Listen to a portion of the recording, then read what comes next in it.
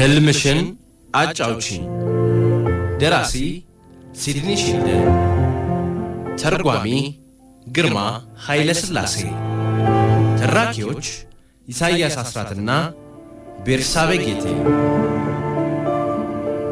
ህልምሽን አጫውቺኝ።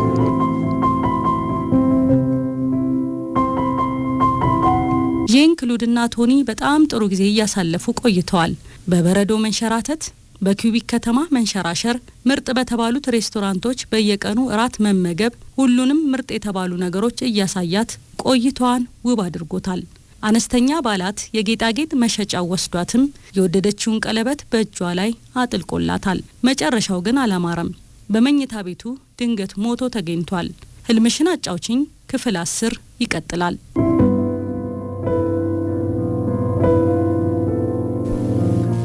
አንድ ክፍል በመጠኑ ተከፍቶ አየ።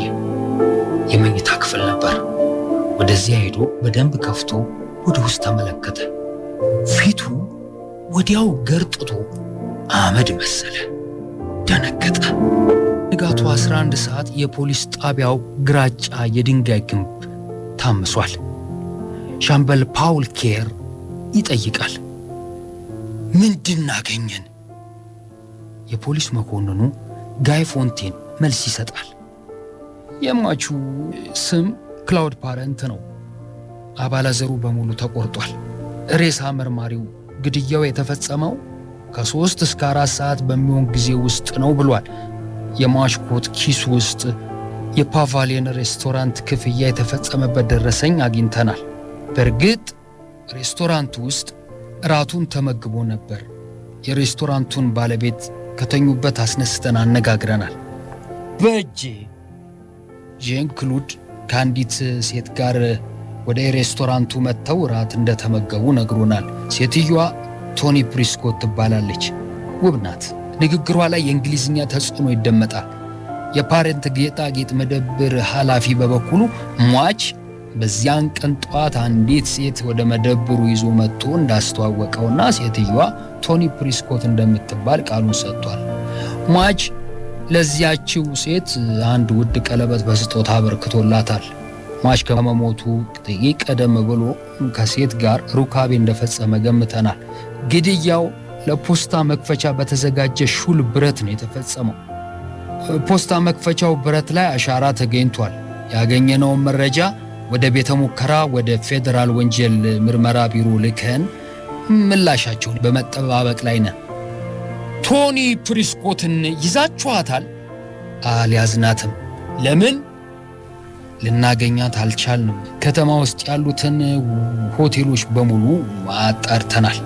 እኛ ጋር የሚገኙትን መዝገባችን በሙሉ ፈትሸናል። የፌዴራል ወንጀል ምርመራ ጋር ለማጣራት ሞክረናል። የልደት ካርድ የላትም። የማህበራዊ መድን ምዝገባ አላከናወነችም። የመንጃ ፈቃድ እንኳን በዚህ ስም አልተመዘገበም። ሊሆን አይችልም። ከተማዋን ለቃ ወጥታ ይሆን? አይመስለኝም አለቃዬ። አየር መንገዱ እኩለ ሌሊት ላይ ተዘግቷል። የመጨረሻው ባቡርም ከኪዩቤክ ከተማ ለቆ የወጣው ያለፈው ምሽት 11:35 ላይ ነው። የመጀመሪያው ባቡር በዚህ ጠዋት 12 ሰዓት ላይ ነው የሚለቀው። ካዩት ሰዎች ገለጻ ተነስተን የሳልነው መልኳን አውቶቡስ ተራና ለሁለቱም የታክሲ ካምፓኒዎች አስተላልፈናል። የሊሞዚን ኪራይ አገልግሎት ለሚሰጡ ድርጅቶችም ተመሳሳይ መልእክት አድርሰናል። በእግዚአብሔር ስሟን ምን እንደምትመስልና የጣቷን አሻራ አግኝተናል እኮ። ጠፍታማ አትቀርም። ከ1 ሰዓት በኋላ ከፌዴራል ወንጀል ምርመራ ቢሮ መልእክት ደረሰ። የጣት አሻራው የማን እንደሆነ ሊደርሱበት አልቻሉ። በቶኒ ፕሪስኮት ስም የተመዘገበ አንዳችም መረጃ አልተገኘም። አሽሌ ከኪዩቤክ ከተመለሰች ከ5 ቀን በኋላ አባቷ ስልክ ደወለላት። ተመልሻለሁ። አሽሌ ለማስታወስ ጥቂት ጊዜ ወሰደባት። አርጀንቲና የነበሩት ታካሚ እንዴት ናቸው? በነፍስ ደረስኩለት። ደስ ይላል። ሳን ፍራንሲስኮ ነገ ለራት መምጣት አትችም? ዳግም አባቷን ፊት ለፊት የማግኘት ፍርሃቷ ወረራት። ነገር ግን ምንም አይነት ምክንያት ሊመጣላት አልቻለም። ጥሩ ሬስቶራንት ሉሉ ልክ 2 ሰዓት ማታ እንገናኛለን። አሽሌ አሁንም አባቷ ወደ እሷ ሲመጣ እያየችው ነው። የብዙ ሰዎች አድናቆት አጅቦታል። ታዋቂ ሰው ነውና ያለውን ነገር ሁሉ አደጋ ላይ እየጣለ ያለውስ ስትል አሰበች። ይሄን አባቷ ከተቀመጠችበት ጋር ደረሰ። እንኳን ለመታየት አበቃን የኔ ቆንጆ። ለገና በዓል ራት ይቅርታሽን እጠይቃለሁ። ራሷን ለመናገር እያስገደደች እኔም አለችው። ምግብ ለመምረጥ ሳይሆን ሐሳቧን ለመሰብሰብ እየሞከረች የምግብ ዝርዝር መዝገቡ ላይ አተኮረች። ምን ይሆንልሽ? እውነቱን ለመናገር አራበኝም። አንድ ነገርማ መብላት አለብሽ። እየከሳሽ እንደሆነ ታውቆሻል። እሺ ዶሮ ይሆንልኝ። አባቷ ያዘዘውን እያየች ጉዳዩን ልታነሳበት ትችል እንደሆነ አሰበች። ኪውቤክ ከተማ እንዴት ነበር? በጣም ቆንጆ ከተማ ነበረ። ብዙ ሳቢ ነገሮች አሉት። በዚህ ጊዜ አባቷን ለመጠየቅ ወስና ነበር። የተቻላትን ያህል ድምጿን አለሳልሳ በነገራችን ላይ ባለፈው ሰኔ ከ10 ዓመት በፊት የነበሩ የትምህርት ቤት ጓደኞች ያዘጋጁት የመዝናኛ ፕሮግራም ላይ ለመገኘት ቤድፎርድ ሄጄ ነበረ አለች። እንዴት ነበር? ጥሩ ነበር። ጥቂት ተዝናናሽ? ሲል ጠየቃት። አልተዝናናሁም። ቃላቷ የተመረጡ እንዲሆኑ ተጠነቀቀች። እኔና አንተ ወደ ለንደን በሄድንበት ቀን የጂም ክሌሪ አስክሬን እንደተገኘ ሰማሁ። ብልቱም ተቆርጦ እንደነበረ ተነገረኝ። ከሱ የሚመጣው ምላሽ እየጠበቀች ትክ ብላ አየችው። ዶክተር ፓተርሰን እንዲህ አለ። ክሌሪ? አዎ፣ ያ ልጅ አንቺን ሙጥኝ ብሎ የነበረው ከሱ ገላግየሽ ነበር አይደል? ይህ ምን ማለት ይሆን? ንስሐ አንድ መግባት ያለ ይሆን? ከጂም ክሌሪ ገላገልኩ ማለት በመግደል? አሽሌ በጥልቅ ተንፈሳ ተናገረች። ዴኒስ ስቲብልም በተመሳሳይ ሁኔታ ተገድሏል። በስለት ተጨቅጭቆ ከተገደለ በኋላ ተሰልቧል። አባቷ አንድ ጥቅልል አንስቶ ለመጉረስ ቅቤ ሲቀባ ተመለከተችው። አልደነቅም አሽሌ። መጥፎ ሰዎች ብዙ ጊዜ መጨረሻቸው መጥፎ ይሆናል። ይሄ ነው ዶክተሩ፣ የሰው ልጅ ክቡር ሕይወት ያተርፍ ዘንድ ኃላፊነት የተሰጠው። ይሄ ሰው ሊገባኝ አይችልም ስትል አሰበች። እራት ተመግቦ ባጠናቀቁበት ሰዓት እንኳን አሽሌ ወደ እውነቱ መቅረብ አልቻለችም ነበር። በኪውቤክ ከተማ እጅግ ነው የተደሰትኩት አሊት አለች ቶኒ። ለተወሰኑ ቀናት ተመልሼ ብሄድ ወድ ነበረ። ላንቺስ ጊዜው ጥሩ ነበር? እኔ የተደሰትኩት በሙዚየሞቹ ነበር ስትል መለሰች አሊታ። ወደ ሳን ፍራንሲስኮ እንዲመጣ የወንድ ጓደኛሽን አልጠራሽውም ነበር? የወንድ ጓደኛ አይደለም ቢሆን የምጠያ አይመስለኝም። ምናልባት ለምን አትደውይለትም? ለመደወል ጥሩ ጊዜ አይመስለኝም። ደውይለት። ዲያንግ ሙዚየም ለመገናኘት ወሰኑ። ናፍቄሽ ከረምኩ። ሪቻርድ ሚልተን ነበር። ኪውቤክ እንዴት ነበር? ጥሩ ነበር። አብሬሽ እዚያ ለማሳለፍ እንዴት ተመኝቼ ነበር መሰለሽ። ምናልባት አንድ ቀን ይሆናል አሊት ታሰበች። የስዕል ጉዳይ እንዴት ነው?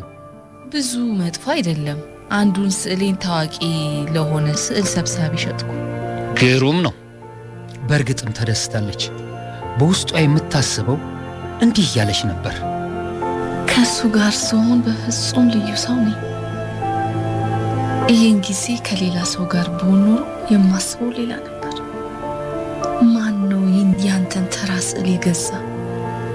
ስዕል በቁጡ የማያውቅ መሆን አለበት መቼስ። ይልቅ ጊዜን በከቶ አታባክን ባልኩትና ሌሎችንም ነቀፋዎች በደራረብኩበት ነበር። ከሪቻርድ ጋር ስሆን ግን እንዲህ አላስብም። ከሪቻርድ ጋር መሆኗ ትልቅ የነጻነት ምንጯ ሆኖ ይሰማታል። ስር ከሰደደ በሽታ የሚፈውስ መድኃኒት እንዳገኘች ሁሉ ጤንነት ታገኛለች። እዛው ሙዚየም ውስጥ ምሳ ሊበሉ ወሰኑ። ምን ቢሆን ትወጃለሽ? ሪቻርድ ጠየቃት። እዚህ በሱሱ የተጠበሰ ጥሩ ስጋ አላቸው። ይቻላል። ወጣቷና ቀልጣፋዋ አስተናጋጅ መጣች። ጤና ይስጥልኝ ሪቻርድ። እንዴት ነሽ በርኒስ? አሊታ ያልተጠበቀ ቅናት ወረራት። ስሜቱ እሷኑ መልሶ አስገረማት። ለማዘዝ ተዘጋጅታችኋል? አዎ፣ ወይዘሪት ፒተርስ የተደባለቀ ሰላጣ ፈልጋለች። ለእኔ ደግሞ የስጋ ሳንድዊች ይሆነልኝ። አስተናጋጇ አሊታን የምታጠናት መሰለች። በእኔ ቀንታለች እንዴ? አሊታ ተደነቀች። አስተናጋጇ እየሄደች በጣም ቆንጆ ልጅ ናት፣ በደንብ ታውቃታለህ እንዴ ብላ እንደጠየቀችው ወዲያውኑ ፊቷ በሀፍረት ቀላ። ይህን እንዳልጠየቅኩ ምኞቴ ነው። ሪቻርድ ሳቀ። ብዙ ጊዜ እዚህ እመጣለሁ። የመጀመሪያ ቀን እዚህ የመጣው ጊዜ ያን ያህል ገንዘብ አልነበረኝም ነበር። ሳንድዊች ነበር ያዘዝኩት። በርኒ ግን እንዳልነበረኝ አውቃ ትልቅ ድግስ አደረገችልኝ። ጥሩ ልጅ ትመስላለች አለችና ወፍራም ታፋ አላት ስትላሰበች ከትዕዛዙ በኋላ ስለ ጥበብ ስራዎች ማውራት ጀመሩ። አንድ ቀን ወደ ጂቨርኒ መሄድ ፈልጋለሁ አለች አሊታ። ሞኔት የሳለቻቸው እዚያ አሉ። ሞኔት ሰዓሊነቱን የጀመረችው የሌሎችን ታዋቂ ሰዓሊያን ስራ አስመስሎ በመገልበጥ እንደነበረ ግን ታውቂያለሽ?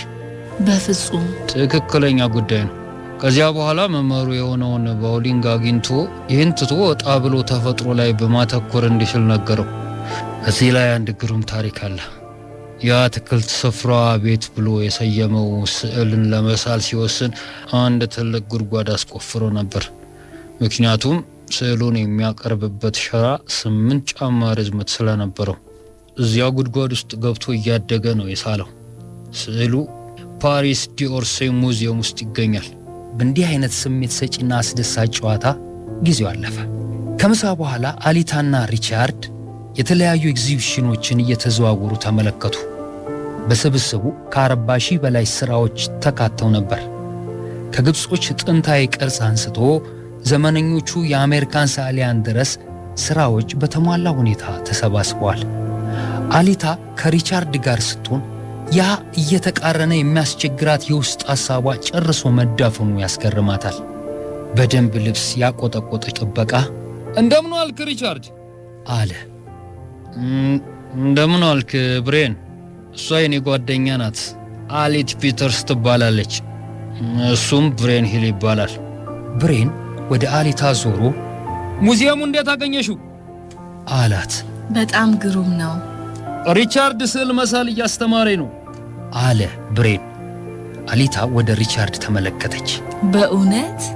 ሪቻርድ በጨዋ ሁኔታ ጥቂት ነገር ነው ማሳየው፣ ጠቆም የማድረግ ያህል። ኧረ ከዚያ በላይ ነው። ሁሌ ሰዓሊ ለመሆን እንደፈለኩ ነው። ለዚያ ነው ሙዚየም ውስጥ በጥበቃ የተቀጠርኩት፣ ምክንያቱም ጥበብን ወዳለሁና ነው። ያ ሞኔ ሪቻርድ ብዙ ጊዜ እየመጣ ይስላል። ስራውን ባየው ጊዜ ልክ እንደሱ መሆን ነው የምፈልገው ብዬ አስባለሁ። ስለዚህ አስተማረኝ እንደሆነ ጠየቅኩት። እሺ አለ።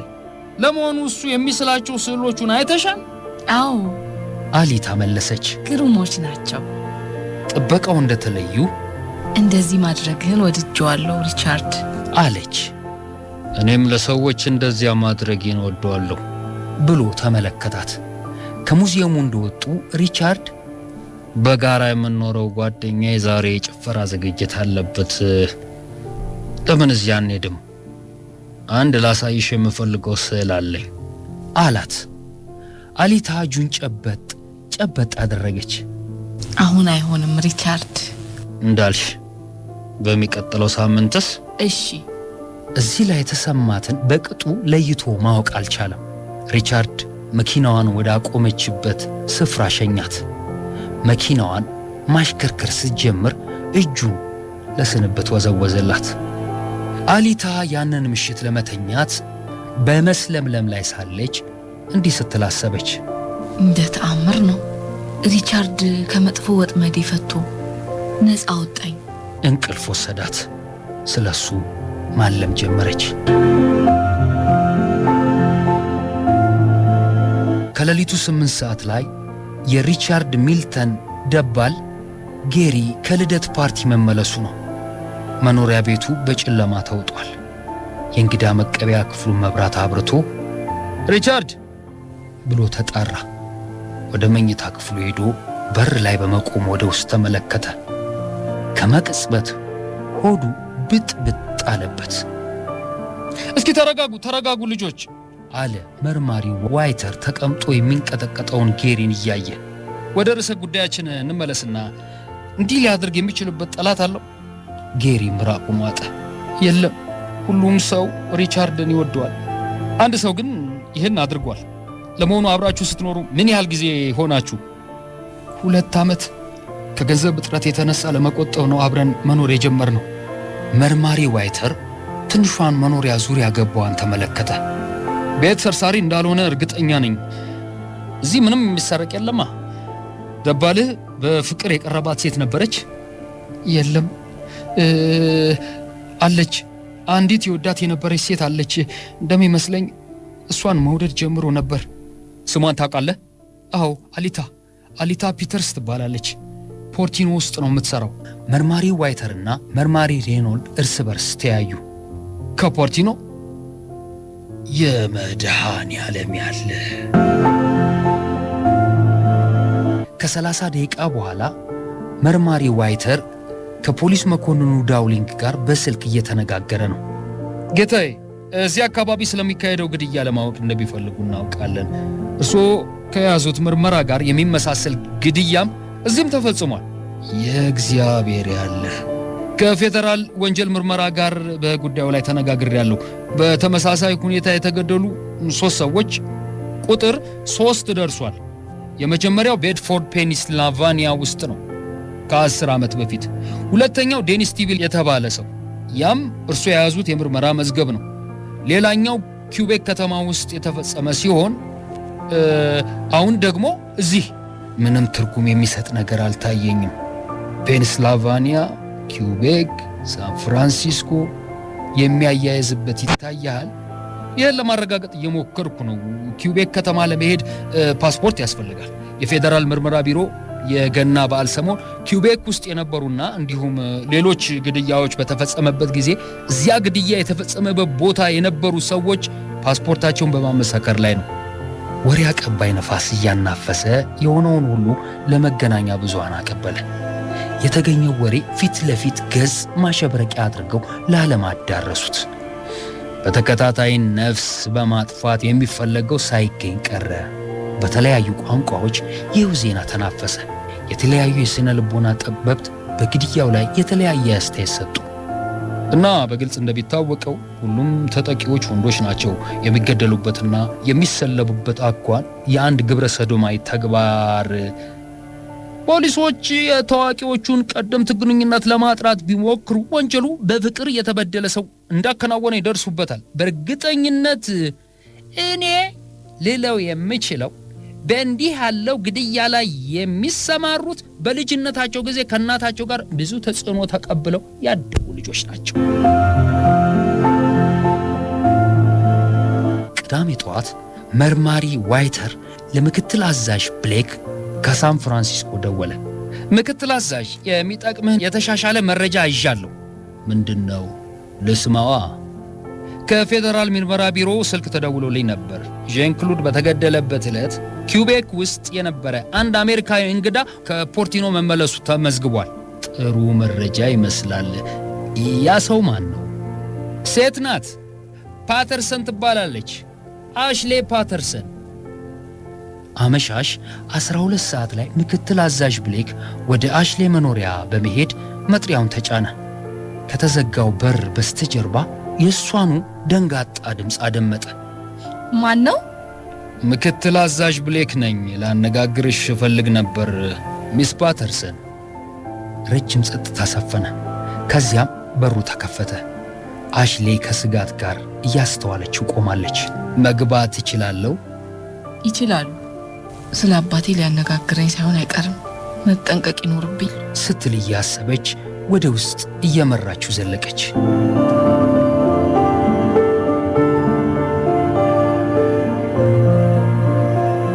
ህልምሽን አጫውቺኝ። ደራሲ ሲድኒ ሺልደን፣ ተርጓሚ ግርማ ኃይለ ሥላሴ፣ ተራኪዎች ኢሳይያስ አስራትና ቤርሳቤ ጌቴ።